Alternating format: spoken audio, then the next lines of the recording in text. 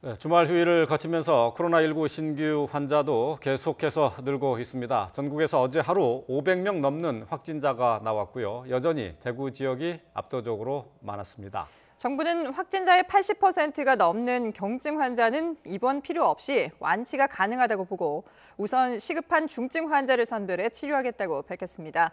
관련 내용 전병률 전 질병관리본부장 그리고 유재복 해설위원과 함께 살펴보겠습니다. 두 분 안녕하십니까? 안녕하십니까? 안녕하세요.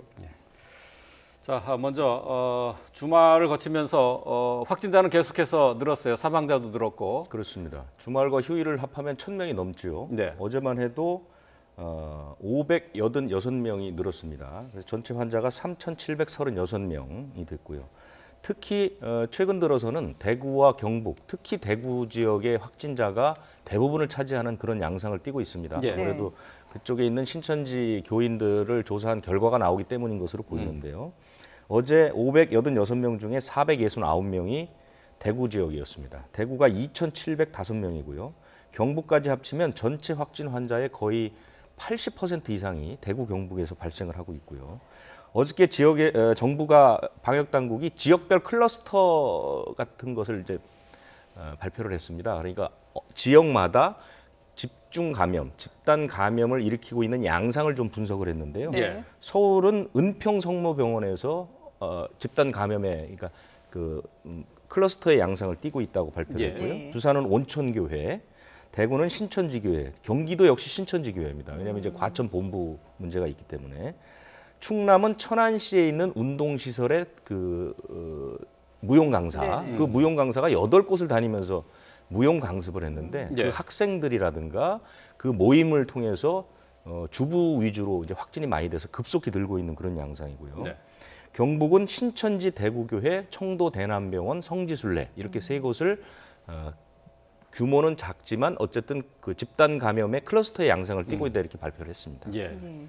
그런데 지금 경증 환자들이 많습니다만은 그래도 지금 또 사망자도 계속 증가하고 있는데 어제만 해도 벌써 5명이 나왔거든요. 네, 그렇습니다. 이 부분은 어떻게 봐야 될까요? 일단 최초 환자 분류하는 과정에서 고령 연령층 또 네. 기저질환 있는 분들 이제 그런 분들을 이제 미처 격리병동으로 입원을 하지 못하고 네. 자가격리토록 하는 과정에서 네. 갑자기 증상이 악화돼서 호흡곤란으로 이제 사망하는 사례가 지금 연달아서 발생을 하고 있습니다. 따라서 이들 자가격리 대상자들에 대해서는 의료진들의 집중적인 이런 관심, 그래서 관리, 모니터링을 필요로 하는 그런 시설 격리의 형태로 전환을 하고 예. 지난번 우한 교민들이 우리 정부 시설에서 1인실에서 격리 생활하지 않았습니까? 네. 그런 형태로 격리가 이루어지고 그러면서 이제 24시간 의료진의 모니터링을 받으면서 관리가 이루어진다면 그런 사망자의 발생을 조금이나마 줄일 수 있지 않을까 그렇게 생각을 하고 있습니다. 예. 지금 어제까지 공식적으로 정부에서 확인한 확진자는 3,736명인데요. 이제 네. 어제 하루만 또 사망자가 5명이 대구에서 집중적으로 나오는데 그렇습니다. 자가 격리 상태에서 사망하는 경우가 지금 발생하면서 여러 가지 우려가 지금 제기되고 있죠. 그렇습니다. 조금 전에 말씀하신 것처럼 사실은 지금까지는 환자의 분류가 정확하게 돼 있질 않아서 네. 지금 대부분 사망하신 분들은 연세가 70대 말이나 80대 초 이쯤 네. 되는 거고요. 지금 도표가 나왔는데요. 대개 이제 70대 말에서 80대 초에 기저질환이 있는 분들입니다. 그리고 입원 대기 중에 그러니까 자택에서 입원을 기다리다가 사망하신 분도 여러 분 계십니다. 예. 그래서 이런 부분들이 어제 이제 발표된 정부의 바뀐 규칙의 원인이 되지 않았나 이렇게 생각이 듭니다. 예. 지금 전병률 교수 나와 계십니다만은 질병관리본부장도 하셨기 때문에 네. 이런 질병 관리에 대해서 상당히 이쪽에 경험이 많으시기 때문에 네. 또 이제 의견이 있으실 것 같은데 지금 네. 주변에서도 네. 대구에 내려가서 네, 네. 지금 이 질병과 싸우고 있는 의료진들 주변에 아는 분들도 많이 네, 내려가 몇 계시죠. 분 지금 내려가서 예. 봉사를 하고 계시고요. 예, 현재 상황 어떻다고 합니까? 다들 힘들어하시고요. 또 전쟁터 같다고 합니다. 말 그대로 탈진 상태에 빠지고. 그런데 이제 문제는 아직까지도 지원이 충분치 못한 부분들. 그리고 또 아까 얘기한 것처럼 이제 입원 진료가 필요한 그런 부분들에 대해서도 그 너무 이제 이 결정이 좀 늦어지는 부분들, 현장에서 바로바로 결정이 이루어져야 되는데 예. 그런 결정이 늦어지는 것들, 또 아무래도 공무원들이 이 과거에 또 뭐 메르스 때도 징계받고 뭐 이런 것들이 있지 않습니까? 네네. 예. 그러다 보니까 너무 매뉴얼대로만 하려고 하는 그런 경직성, 예. 그런 것들이 지금 어떻게 보면은 현장에서 가장 힘들어하는 그런 부분이라고 현지에 있는 의료진들이 그렇게 해서 카톡에도 글을 올리고 하더군요. 아, 그래요? 근데 일반적으로는 이런 상황이 발생했을 때 매뉴얼대로 움직이는 것이 좋다라고 알고 있는데 네. 그것보다 현장에서 뭔가 좀 즉각적으로 결정을 해야 되는 그런 돌발 상황들이 많이 생기는가 보죠. 아무래도 이제 의료라는 것은 예. 예기치 못한 상황들이 계속해서 발생을 합니다. 네. 그럴 경우에는 현장에 있는 전문가의 네. 그런 즉각적인 그런 판단, 그것들을 가지고 이제 우리가 결정을 해야 되는데 네. 이제 그런 부분들이 제대로 이루어지지 않다 보니까 애로사항이 있다고 우리들 개인 카톡방에다 글을 많이 올리곤 합니다. 매뉴얼이 그래요? 없는 상황들이 발생할 경우에는 네. 대처가 늦어질 수밖에 없는 그런 네, 상황이군요. 그렇습니다. 네. 지금 이제 매뉴얼대로를 말씀하셨는데 매뉴얼대로라면은 네. 이게 지금 확진 환자 같은 경우 경증이나 중증 가리지 않고 일단 입원시켜야 된다는 게 원칙이죠. 일단 환자가 적을 때, 예. 그러니까 초기 단계 같은 경우에는 이제 확진 판정을 받으면은 국가지정 음압격리병동으로 격리를 해서 의료진들의 집중적인 관리를 받도록 했습니다만 예. 지금은 이제 상황이 바뀌었죠. 그래서 경증에 해당되는 80% 정도는 당초에는 자가격리를 원칙으로 했습니다. 예. 그리고 이제 20% 정도에서 이제 그 지역에 있는 국가지정 음압격리병동이라든지 또는 이제 국립대학교병원 또 인근의 상급종합병원 등의 1인용 병실에 격리 입원토록 하는 예. 그런 원칙을 가지고 적용을 했는데 이제 그 과정에서 특히 문제가 되는 것들이 자가격리에 있어서의 문제가 좀 계속해서 대두가 되다 보니까 이제 그런 판정을 하는 것들, 그런 판정이 그동안에는 이제 서울에 있는 국립중앙의료원의 임상위원회에서 판정을 하다 보니까 예. 좀 판정 시간도 좀 길어지고 아. 또 이 간접적인 자료를 가지고 토대를 결정을 하다 보니까 예, 예. 그런 부분들이 현지에서 활동하는 의사 선생님들의 좀 애로사항, 좀 힘들었다, 뭐 그런 얘기가 주였습니다. 근데 이번에 그래요? 그런 부분들이 좀 반영이 된 것 같습니다. 어제 그랬죠. 정부 발표를 들어보니까 예. 그 지역 내에서 바로 결정하는 것도 이제 반영이 됐고 예. 또 자가격리도 이제 일단 생활치료센터라는 이름으로 해서 네네. 예. 현지에 있는 국가 이런 교육기관이라든지 시설에서 하죠. 예, 예. 그렇게 해서 어쨌든 진행되면서 하나하나 이제 시정이 돼가고 있는 것 같습니다. 아, 그렇군요. 예. 말씀하신 대로 이 정부에서도 경증 환자 그리고 중증 환자를 분류해서 코로나19 환자들의 치료를 이원화하기로 했는데요. 박능우 중앙재난안전대책본부의 1차장 얘기를 직접 들어보고 오겠습니다. 전문적인 의학적 치료가 필요한 중등도 이상의 환자는 신속하게 입원시켜 전문적인 치료를 실시하게 됩니다. 해당 시도의 상급병원 병실이 부족하여 중증 환자의 치료가 곤란한 상황이 발생하면 국립중앙의료원의 신종감염병 전원지원 상황실에서 타 시도의 상급병원으로 이송되도록 조정할 것입니다. 입원 상태의 의학적 치료가 필요 없으나 방역적으로 격리가 필요한 경증 환자는 생활치료센터에 들어가 의료진이 상시적으로 모니터링을 하며 보호를 받게 됩니다. 네, 이렇게 이제 이원화 체계로 이제 갖추게 됐는데 이 네. 부분이 아무래도 이제 앞으로는 조금 더 도움이 되겠죠. 네, 그렇습니다. 사실 이제 우리가 두 차례 좀 잘못된 그런 상황들을 직접 화면을 통해서 봤는데요. 네. 첫 번째는 이제 대구시장이 경기도 도지사에게 전화를 걸어서 환자 이송과 관련된 협조를 요청하는 장면들이었습니다. 사실 심각 단계에서는 시장님이 도지사님한테 이렇게 전화를 걸 이유가 없어요. 총리가 본부장이기 때문에 예. 총리가 이제 의료 자원에 대한 동원 명령을 내리면은 그대로 시행을 하면 되는데 이제 그런 부분들이 좀 안타깝고요. 예. 두 번째는 이제 자가격리와 관련된 부분은 일단 확진자의 접촉자를 자가격리하는 것과 확진 판정을 받은 환자를 자가격리하는 것은 완전히 다릅니다. 일단 접촉자의 자가격리는 바이러스를 배출하지 않습니다. 예. 근데 확진자는 계속해서 바이러스를 배출하고요. 네. 그렇죠. 또 그로 인해서 이제 가족 내 감염도 우려가 되고 그렇죠. 또 가족뿐 아니라 우리의 주거 환경이 상당히 이 밀집되어 있는 환경에서 주거 시설이 되어 있지 않습니까? 예. 다른 지역까지도 이 바이러스가 전달이 되면은 거기서도 또 이 감염이 또 집단적으로 발생할 우려가 있기 때문에 그런 두 가지 부분이 사실상 이번 발표를 통해서 상당히 이제 그 시정이 된 거죠. 예, 예. 늦었지만 제대로 된 그런 조치라고 저는 생각을 예, 합니다. 그렇습니다. 그러니까 의료계에서는 항상 지금 지적을 해왔는데 정부의 대책이 한 발짝, 두 발짝씩 계속 늦고 있다라는 지적을 계속하고 있거든요. 네. 아까 이제 말씀을 하시는 내용 가운데 그러면 현장에서 환자의 지금 현재 상태를 평가하고 또 네. 입원시킬 것인가 아니면 자가격리할 것인가라는 기준을 설정하는 게 현장에 있는 의사들하고 그 병원에 있지 않았다는 얘기입니다. 그렇죠. 이때까지는? 그걸 자료를 다 취합을 해가지고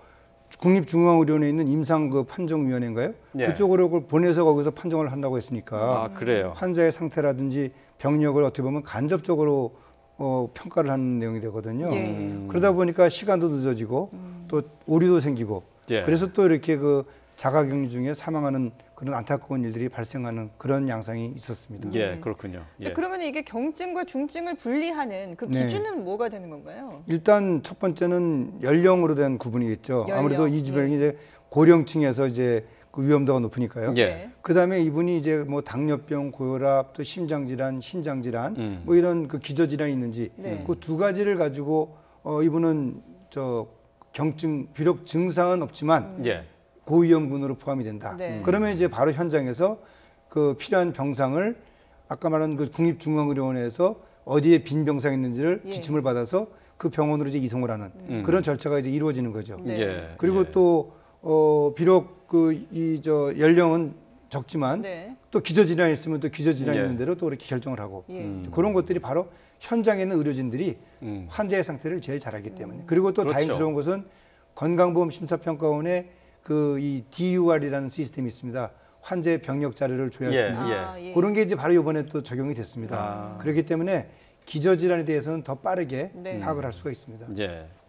뭐 기저질환 말씀을 하셨는데, 근데 얼마 전에 자가격리 상태에서 병원 입원을 기다리다가 숨진 사람 같은 경우에는 고령이기도 했지만은 네. 본인이 기저질환이 따로 있었던 건 아니고 신장 이식 수술을 맞습니다. 받았던 전력이 있었거든요. 그렇죠. 근데 이런 것도 기저질환에 들어가는 건가요? 근데 그럼요. 본인이 의식하지 않을 수도 있잖아요. 그러니까 신장 이식을 받았던 얘기는요. 몸 안에 이제 그 쉽게 말하면 다른 분의 장기가 들어와 있는 거예요. 네. 그러면 그 장기에 어떤 저 손상을 막혀서 평생 동안 면역 억제제라는 약을 먹습니다. 그러면 몸 안에 면역이 이미 저하가 돼 있는 상태예요. 네. 그럼 면역이 억제돼 있기 때문에 바이러스가 훨씬 더 빠르게 증식을 하고 그렇게 되면은 바로 장기를 공격을 하게 됩니다. 네. 그러니까 가장 취약한 계층이죠. 아, 그렇군요. 네. 예. 근데 이게 자가격리를 하는 상황에서 네. 이 본인이 처음에는 증상이 그렇게 심하지 않았는데 이게 갑자기 증상이 악화되는 경우들이 생기잖아요. 그렇습니다. 그런 걸로 인해서 또 이제 숨는 네. 경우들도 발생하고 있는데 이 코로나- 이게 판단을 하기가 쉽지 않을 것 같아요. 그렇습니다. 그래서 이 코로나19의 특징이 본인이. 예. 아무런 증상이 없다가도 갑자기 폐가 이제 이 심하면 이제 중증 폐렴으로 진행이 되면서 이제 급성 호흡 부전으로 빠지거든요. 네. 예. 그렇기 때문에 그거를 환자 본인과 가족들에게 진행 상황을 관찰들을 한다는 것이 사실상 불가능한 일입니다. 그래서 의료진들의 면밀한 그 관찰 네. 그리고 예를 들어서 발열 증상이라든지 호흡수, 심박동수 이런 것들을 주기적으로 관찰을 해야지 그 어떤 신체적인 이상 징후를 즉시 파악을 할 수가 있다는 거죠.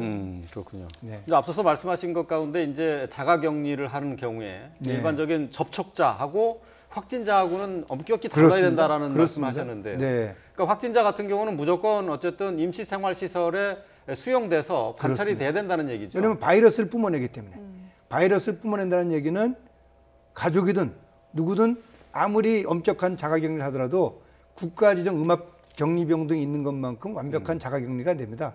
바이러스 차단이 안 돼요. 예, 예. 그렇기 때문에 바이러스를 뿜는 사람들끼리 아예 따로 모아서 1인용 병실에서 의료진들의 관찰하에서 저 모니터링을 받으라는 얘기죠. 아, 예. 그렇군요. 예.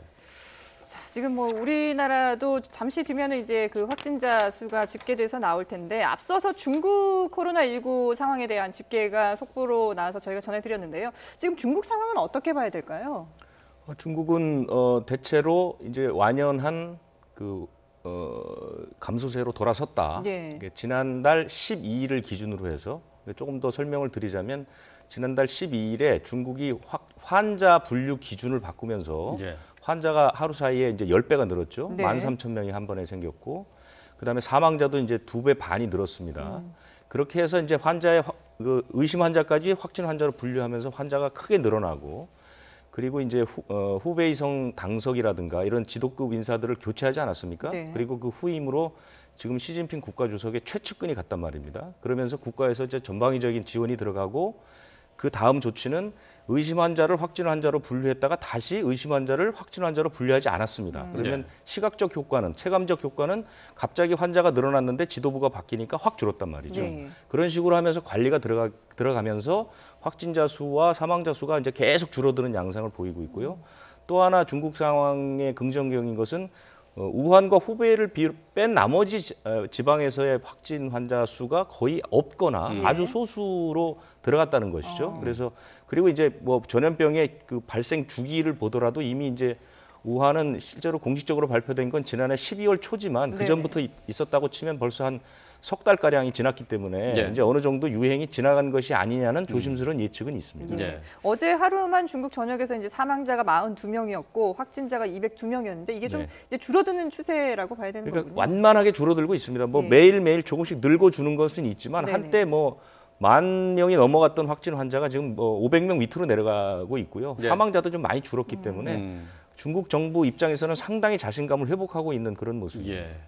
그래서 이제 뭐 중국에서는 뭐 한 차례 또 기준을 바꿨고 또 최근에 한 차례 또 그 확진자 판정 기준을 바꾸지 않았습니까? 네, 그래서 좀 이 수치를 믿을 수 없다라는 분들도 있어요. 뭐 중국의 통계는 전 세계적으로 그렇게 크게 신뢰받지는 않습니다. 뭐 경제 성장률이라든가 모든 면에서 중국 정부가 약간 그 조정하는 그런 것들은 있지만 어쨌든 중국이 전염병을 퇴치하는 과정을 지난 사스 때부터 쭉 봐오면 네. 사스 때도 베이징에 환자가 속출하는데도 베이징 당국에서는 환자가 없다고 발표를 했는데 당시 후진타오 주석이 발생을 숨기는 공무원을 엄벌하겠다 하고 베이징시의 시장과 그 보건국장을 경질을 하면서 자기의 측근인 왕치산이라는 현 그 부주석을 베이징 시장으로 임명하면서 지원을 집중했습니다. 예. 그럼 그 다음 날부터 환자가 일시적으로 급증하다가 이제 안정세를 돌아섰거든요. 예, 이번 예. 그 코로나19도 그 후베이성의 모습을 보면 그때와 비슷한 방식으로 중국 공산당이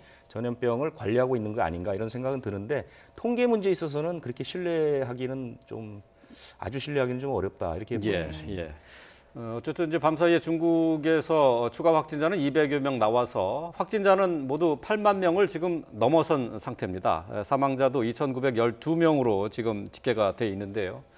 앞서서 유재복 기자가 중국에서 확진자 코로나19와 관련돼서 감염 확산세가 좀 줄어드는 것 아니냐, 감소세가 좀 보인다라고 얘기했는데 네. 아직까지는 조금 마음 놓기는 쉽지 않은 상황이죠. 그렇습니다.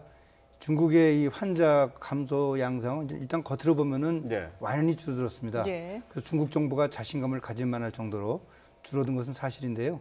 그렇다고 해서 이 질병이 그렇게 해서 바로 자연스럽게 소멸되거나 종식되지는 않을 겁니다. 아. 왜냐하면 이 바이러스의 특징이 또 어느 시점이 되면은 다시 또 상향 곡선을 만드는데요. 왜냐하면 지금은 모든 중국 그 도시에 있는 사람들이 전부 이 외출이나 이런 활동을 중단하고 있는 상태입니다. 예. 또 인구의 이동이 또 이루어지게 되면요. 그때 또 우리 지역사회에 있던 바이러스들이 예. 또 다른 감염을 유발시킵니다. 아, 그렇기 때문에 반드시 또 다른 유행이 한 번쯤 오게 되는데 네. 아, 그래요. 그때의 유행은 사실상 통제가 이루어지는 상황에서 유행이기 때문에 첫 유행보다는 좀 작은 규모의 유행. 아, 그래요. 그러나 그것들이 또 자칫 방심을 하게 되면은 계속해서 이제 토착화되는 그런 양상을 보일 수 있기 아, 때문에 그렇군요. 전혀 지금 상태에서 음. 그 중국 정부도 긴장의 끈을 놓지는 않을 겁니다. 아, 그래요. 네. 그러니까 바이러스 감염병, 그러니까 바이러스로 인한 전염병 같은 경우 그렇게 네. 일정한 패턴이 계속 반복돼서 나오는 건가요? 그렇습니다. 우리가 이제 통상적으로 매년 겨울에 우리가 계절 인플루엔자를 경험하지 않습니까? 네. 계절 인플루엔자도 11월부터 시작해서 이제 12월, 1월 달에 피크가 나옵니다. 네. 그러다가 이제 감소를 하죠. 네. 그러다가 또 3, 4월 되면 또 조그만 피크가 나옵니다. 이런 식으로 두 번의 유행이 되는데 네네. 그때 자칫 잘못하게 되면은 또 다른 또 유행을 초래할 수가 있어요. 그래서 그런 부분들을 방역 당국이 늘 염두에 두고 이제 이 질병과의 전쟁을 대비를 하는 거죠. 예. 근데 사실 국내에 이렇게 확진자가 늘어난 것이 검사를 많이 하기 때문에 그만큼 또 이제 확인이 된 사람들이 많은 것이다라는 얘기들이 나오고 있거든요. 네. 실제로 이제 외국 같은 경우 보면 네. 검사를 하지 않은 확진자들, 그러니까 이 보균자들이 상당히 많을 것이다라는 그런 우려들이 나오고 있어요. 네. 실제로 뭐 이탈리아나 미국 같은 경우도 보면은 점점 더 이 환자가 또 늘어나는 추세를 네, 보이고 네. 있고요. 이런 거는 좀 우려할 만한 상황이 아닌가 싶은데요. 사실 우리가 예. 하루에 지금 10,000건 이상의 확진 검사를 하고 있습니다. 네네. 그러니까 전 세계적으로 유례가 없을 정도로 대규모의 검진이 이루어지고 있는데요. 네. 네. 일본 같은 경우에는 한 1,000건 정도를 하고 있고요. 예. 미국은 한 500건 정도를 하고 있습니다. 그러니까 인구 규모를 대비해서 보더라도 우리의 검사 건수는 상당한 수준에 있고요. 예. 또 정확도도 상당히 높습니다. 예. 그리고 또 실제 우리 현재는 우리 상황은 종교 집단을 통한 대규모 환자 발생이 아직까지도 진행 중이기 때문에 지금 상황에서는 그렇게 검사를 안 할 수가 없습니다. 예. 예. 그래서 그렇게 해서 빨리 찾아내서 격리하고 치료하고 그렇게 하면서 연결고리를 잘라 나가야지만이 네. 이 유행 속도가 조기에 이제 마무리가 될 수 있는 거죠. 네. 근데 따지고 보면은 미국이나 일본이 경증 환자들은 말씀 그대로 80%는 자연적으로 치료가 되니까 예. 그냥 놔둬도 된다. 예. 그리고 나머지 20% 중에서 중증으로 그리고 입원 진료가 필요한 사람들은 우리의 진료 능력, 우리의 의료 자원 가지고 치료를 하겠다. 네. 아마도 이런 생각을 가지고 이 질환을 지금 대하는 것 같다는 그런 생각을 제 개인적으로 갖고 있는데 예. 사실 우리는 지금 현 상황에서 그 정도의 어떤 자신감을 갖고 이 질병을 대응하기에는 아직은 좀 시기상조다. 우리가 일정 부분 이 상황을 극복을 하고 난 이후에 그리고 어느 정도 이 질병에 대한 정체를 충분히 파악한 이후에는 네. 그런 전략이 또 유효할 수도 있습니다. 예. 우리가 과거 2009년도에 신종플루가 유행할 당시에 네. 저희가 이제 보건당국이 타미프루를 이제 의심 증상 있는 경우에는 제공을 했습니다. 네. 그렇죠. 400만 명분의 타미플루가 제공이 됐는데 실제로 검사를 해서 확진 판정을 받은 건수는 74만 건입니다. 그 얘기는 뭐냐면은 74만 건까지는 다 검사를 했습니다. 예. 예. 예. 그러고 나서 이제는 우리가 검사를 안 해도 이 질병을 충분히 통제할 수 있는 그런 상황이구나라고 판단이 돼서 그 이후부터는 검사를 안 했습니다. 예. 그리고 의료진들이 환자의 증상을 보고 인플루엔자 즉 신종플루에 감염된 것으로 의심이 될 경우에는 정부가 제공하는 타미프루를 건강보험으로 예. 환자분들이 사서 복용을 하고 예. 예. 그리고 이제 그 이후에는 백신이 생산이 완료가 돼서 네. 11월 달부터는 소위 말하는 취약계층 등을 대상으로 해서 백신 접종을 실시한 거죠. 그렇게 해서 우리가 신종플루는 그 다음인 2010년도 4월부터는 완전히 하강 국면을 돼서 결과적으로 세계보건기구가 2010년 7월경이죠. 예. 종식 선언을 하게 된 겁니다. 그렇군요. 네. 신종플루 말씀을 하셨는데 네. 74만까지 확진자가 발생한 이후로 추가로 진단 검사를 하지 않았다고 말씀하셨는데, 정부 차원에서는 안 했죠. 예, 그러니까 그렇게 내린 결정의 근거가 어디에 있었던 겁니까? 일단 저희가 그 당시 정부에서는 백신 생산이 이제 거의 이제 완성 단계에 있었고요. 예. 그리고 또 국민들에게 제공할 수 있는 타미플루의 비축 물량이 충분했습니다.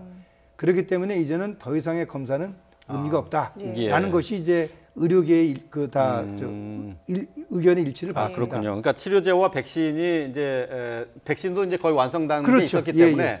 통제가 가능하다라는 판단을 네, 내렸기 그렇습니다. 때문이다 이거죠. 네네. 아, 근데 지금 코로나 같은 경우는 치료제도 없고 백신도 없는데 뭐 네. 80%가 자가 치료가 가능하다라고는 하지만 네. 그 사람들도 치료가 완전히 되기 전까지는 어쨌든 이게 보균자이기 때문에 바이러스를 옮길 수 있는 상황인 거잖아요. 그렇죠. 그러면 이게 이제 근데 각국의 이제 그래서 예. 소위 말하는 대유행이라는 게 나온 얘기입니다. 그러게요. 그러니까 전체 인구 집단의 적게는 뭐 40%, 또 미국의 하버드 대학에 있는 교수님은 70%까지도 감염이 될 수가 있다. 네. 그게 감기라는 거죠. 그러니까 이 코로나19는 시간이 지나면 감기처럼 된다. 그래서 감기처럼 앓다가 3, 4일 예. 내지는 4, 5일 앓다가 자연적으로 이 치료가 되는 분들이 전체 인구 집단의 80%가 된다. 예. 그리고 나머지 한 20% 중에서 나이가 많이 드신 분들, 예. 그다음에 이제 소위 말하는 기저질환인 분들, 그분들이 폐렴 증상이 생기면은 병원을 찾아오게 돼 있다. 예. 그래서 그런 분들을 폐렴 증상이 발생했을 때 초기부터 예. 집중적으로 치료하면은 어느 정도 생명을 우리가 구할 수 있다. 그렇게 이제 판단을 하는 거죠. 예, 그렇군요.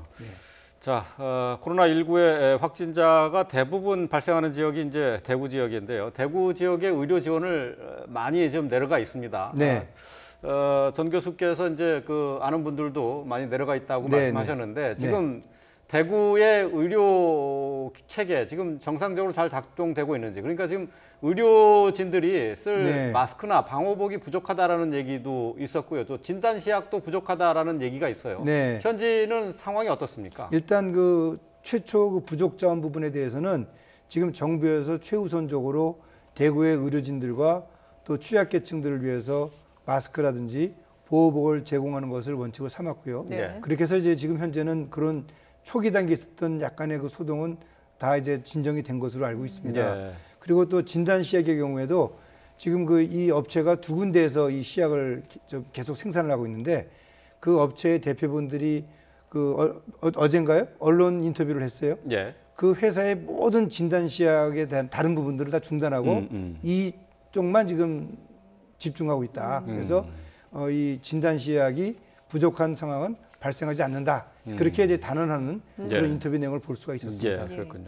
지금 뭐 마스크가 워낙에 물량이 부족하다 보니까 정부에서 이제 공적으로 풀기도 하고요. 네. 그리고 또 그 각 학교에 비치되어 있는 마스크도 수거해서 일단은 급한 데부터 먼저 지급을 하겠다 이런 네, 방침이죠. 그렇습니다. 그 마스크는 사실 정부가 좀 실수를 여러 번 했죠. 첫 번째는 마스크가 부족한 이유는 이 감염 초기에 그 정부가 마스크를 사용할 것을 적극적으로 권장을 했습니다. 네. 마스크를 써라. 사실 미국은 마스크를 쓰지 말라고 합니다. 그러니까 야외에 있거나 건강한 사람은 마스크를 쓸 필요가 없다. 그 이유는 정작 필요한 사람들, 병원이라든가 의료진이라든가 이런 사람들이 일반 국민들이 다 마스크를 쓰게 되면 그 사람들에게 들어갈 마스크가 없기 때문에 건강하거나 야외 나갈 때는 굳이 마스크를 쓰지 않아도 된다. 이렇게 네. 얘기를 하는데 우리는 모든 사람에게 무조건 마스크를 쓰는 게 좋다라고 얘기를 했죠. 예. 그러면서 실제 물량들은 사실은 중국으로 수출이 많이 됐습니다. 한 달 사이에 뭐 자파류가 18,000배가 늘어날 정도로 중국으로 많은 물량이 빠져나갔고요. 그 당시에 중국에서는 전세기를 동원해서 우리나라에 전세기를 대놓고 물건을 빼갈 정도로 열을 올렸고요. 또 하나는 사재기가 엄청났습니다. 예. 업체별로 사재기가. 그래서 품귀 현상이라고 가격이 올라갔고요. 이제 그것을 단속하기 시작하니까 어떤 문제가 되냐면 지역별 불균형이 나타나기 시작하는 겁니다. 어느 지역은 마스크 사정이 괜찮은데 예. 시골 같은 경우는 아예 마스크를 구경할 방법이 없는 거죠. 이런 식으로 지역 불균형이 오기 때문에 정부가 뒤늦게 이제 그 마스크를 공적 판매처를 통해서 이제 그 균등하게 좀 분배를 하겠다는 정책을 썼는데 네. 문제는 지금 뭐 산술적으로 간단합니다. 우리나라에서 하루에 마스크를 뭐 1,100만 개를 생산하는데 마스크는 원칙적으로 한 번 쓰고 버리는 거거든요. 그렇죠. 하루밖에 사용을 못 합니다. 그렇게 되면 우리 국민 전체 인구 보면 5명이 한 개꼴입니다. 그런데 마스크를 살 때 한 개만 사는 사람은 없습니다. 최대한 많은 물량을 사려고 하죠. 그렇죠. 그러니까 당연히 부족한 부분이 생기는 겁니다. 그래서 지금은 국민들의 지혜나 협조가 좀 필요합니다. 그래서 너무 물량을 많이 사놓으려고 이렇게 하는 그런 양상을 보이지 말고 가능하면 조금씩 양보하는 그런 국민들의 지혜가 필요할 것 같고요. 그다음에 이제 공적 판매는 굉장히 바람직한 것이죠. 왜냐하면 네. 이 마스크 가격의 급등을 막을 수 있고 또 이제 소외된 쪽에 줄 수 있기 때문에 그래서 현재는 뭐 우체국이나 농협 하나로마트나 뭐 약국 같은데 이제 배분을 하고 있는데 전체 물량의 절반을 배분하는데 앞으로는 편의점도 공적 공급처로 지정이 될 것 같습니다. 네. 그래서 이제 조금씩 물량들이 풀어져 나오면서 분배가 되면 아마 지금의 아주 극심한 그 품귀 현상은 조금씩은 완화될 것 같은데 초반에 약간 좀 정부가 실수한 측면이 있다 이렇게 저는 판단이 됩니다. 예. 그 마스크 사용과 관련해서 일반 시민들의 오해가 좀 있을 것 같아요. 이제 네. 마스크를 전 국민이 다 써야 되느냐. 지금 뭐 유재복 기자가 지적을 했습니다만 네. 건강한 사람이나 야외에서는 안 써도 된다라는 또 얘기가 있으니까 이 네. 부분에 대해서 좀 정리를 해주세요. 네, 지금 뭐 말씀하신 게 다 맞습니다. 미국의 질병예방통제센터에서는 기본적으로 마스크 착용은 증상이 있는 분들이 착용을 해야 된다. 그리고 이제 병원에서 환자를 진료하는 의료진, 또 병원에 종사하는 행정요원들, 그분들이 이제 감염이 되면 또 다른 환자에게 감염을 일으킬 수 있기 때문에 그래서 그분들이 마스크를 반드시 착용을 해야 된다. 네. 그리고 또 병원을 이용하는 환자분들도 반드시 마스크를 착용해야 된다. 그리고 이제 공공기관이나 불특정 다수를 응대하는 그런 이 분야에서 종사하시는 분들이 또 마스크를 써야 된다. 그리고 나머지 이제 일상생활하는 과정에서는 굳이 증상이 없을 때는 마스크를 쓸 필요가 없다. 예, 예. 그렇게 지금 권고를 하고 있습니다. 네. 사실 우리도 그런 권고를 수시로 이제 언론을 통해서 하고 있는데도 불구하고 우리 국민들께서는 사실 마스크를 다들 사람들이 쓰고 다니니까 그렇죠. 본인이 안 쓰게 되면 괜히 본인이 마치 사회에서 좀 이단자처럼 보이는 네. 지침을 따르지 않는 것 같은 그렇죠. 그런 느낌이 눈총을 좀 들더라고요. 받아요. 예, 그렇습니다. 저도 마스크를 안 끼고 가끔 이제 지하철 탔을 때 기침을 한번 하게 되면은 그 지하철에 타 있는 분들이 전부 저를 바라봐요. 그렇죠. 예. 그래서 고개를 못 들 정도로 좀 창피하다 이제 그런 생각을 가질 네네. 정도였는데요. 사실 그런 부분들이 어떻게 보면은 마스크 품귀를 가속하는 그런 그 요인인 것 같습니다. 그러니까 하여튼 뭐 이 코로나19에 대해서 지나친 뭐 불안감을 갖는 것도 경계해야 되고 또 지나치게 또 낙관하는 것도 이게 바람직하지 않단 말이죠. 근데 지금 일반적으로 지금 우리 국민들 같은 경우에는 공포감이 더 크지 않나 그런 생각이 들어요. 네, 사실 제가 이제 여러 차례 그 언론이나 어떤 강의를 통해서 설명을 하는데 지금 우리의 이 코로나19의 그 발생 양상이 숫자로 보면은 세계에서 2위로 매우 높은 상황이죠. 예. 그러나 자세히 들여다보면은 이 발생은 그 특정 종교 활동으로 인해서 발생된 집단 발생이고 예. 그 연결고리가 이미 다 밝혀져 있습니다. 실제로 지금 그런 종교 활동을 통해서 밝혀진 부분들 이외에 예. 우리 지역에서의 소위 말하는 지역사회 유행은 상당히 산발적으로 일어나고 있어요. 예. 그렇기 때문에 사실상 우리 뭐 남들이 말하는 뭐 대유행 아니냐 그런 단계는 아니다. 그러니까 이 종교 집단을 통한 대규모 발생을 제외한 그런 나머지 지역에서의 환자 발생은 산발적으로 환자가 발생하고 있다. 그렇기 때문에 우리 국민들이 일상생활을 하는 데 있어서 특별히 종교 활동과 연관되지 않는다면은 예. 그렇게 위축될 필요가 없다. 그리고 또 생활 자체도 정상적으로 생활하면서 늘 강조하는 개인위생 수칙을 지키면 특히 예. 손입니다. 예, 예. 손을 통해서 바이러스가 전달이 됩니다. 얼굴을 만지고 남들하고 악수를 하고 다 손이 되기 때문에 손을 수시로 씻는 것들. 네. 굳이 손 세척제가 아니더라도 집에서 또는 사무실에서 수돗물 틀고 비누칠해서 예. 30초 이상 깨끗이 씻으면은 다른 사람에게 바이러스를 전달시키는 것을 근본적으로 막을 수가 있다. 그렇게 생각을 하시면은 지금 이 상황 우리가 좀 힘은 들지만 이렇게 잘 극복할 수 있다. 대처해 나갈 수 있다. 예. 저는 그렇게 생각합니다. 예, 그렇군요. 뭐 저희가 앞서서 이제 뭐 마스크에 대한 얘기들도 하고 했는데 지금 정부가 여러 가지 이제 마스크 수급을 위해서 노력을 하고 있습니다만은 지금 뭐 우체국에서도 판매를 한다고 하는데 이게 우체국 같은 경우에는 수도권이나 이런 도시 지역이 아니라 주로 이제 읍면 지역에서 그렇습니다. 해당이 제가 되는 거죠? 말씀드렸던 그 지역별 그 편차가 너무 심하기 때문에 네. 조금 그 지역을 위해서 원래 공적 판매라는 게 이제 그런 목적으로 지정을 한 거니까요. 그렇게 되고 있습니다. 예. 예, 다시 한번 뭐 말씀을 드리지만은 공적 판매를 통해서 우체국에서 판매가 되는 마스크가 있는데요. 이 마스크는 대도시가 아니라, 그러니까 대도시에 있는 우체국이 아니라 읍면 지역, 그러니까 시골에 좀 사람들이 많이 살지 않는 지역을 중심으로 해서 이곳을 중심으로 해서 우체국 판매가 이루어진다는 점 다시 한번 전해드리겠습니다. 자, 그리고 지금 보면은 이제 뭐 오늘 3월 2일 원래대로라면은 계약을 했어야 되는 시기인데 일단 네. 정부가 한 차례 미뤘고요. 네. 그 이후에도 사실은 어떻게 될지 좀 논의를 해봐야 되는 상황 아니겠습니까? 일단 대구는 2주를 더 연기를 했죠. 예. 그래서 오늘 23일에 계약을 합니다. 그러니까 총 3주가 늦어지는 거죠. 네. 요 늦어지는 그 수업은 여름방학하고 겨울방학을 좀 줄여서 법적 수업 일수를 맞추게 되는 거고요. 예. 그러기 위해서 이제 온라인 생활지도 같은 것들을 강화하고 있고요. 경상북도도 일주일을 더 연기했습니다. 그래서 다음 주 그러니까 2주 후에 네. 계약을 하게 되고요. 대학은 미리 정해진 것처럼 2주 이제 그 개강이 늦어졌죠. 네. 그래서 지금 그리고 대부분의 대학은 또 나머지 2주는 온라인으로 강의를 해서 실제로 학생들은 4월 초는 돼야 학교를 가야 될 것 같고요. 예. 네. 오늘 그 시도지사하고 교육부가 만난다는 그 소식이 들려왔습니다. 네네. 그래서 이 개각이나 개학을 추가로 연기하는 방안을 논의할 것 같다고 하니까요. 오후쯤에는 아마 그 개학 연기에 대한 결정 사항이 다시 발표될 것 같습니다. 예. 자, 정부가 공식적으로 집계한 코로나19 확진 환자는 3,736명인데요. 오늘 밤 사이에 추가 확진 환자는 아직 발표가 없습니다. 예, 저희가 발표되는 대로 바로 신속하게 전해드리도록 하겠습니다. 지금까지 전병률 전 질병관리본부장 그리고 유재복 해설위원과 함께했습니다. 두 분 말씀 잘 들었습니다.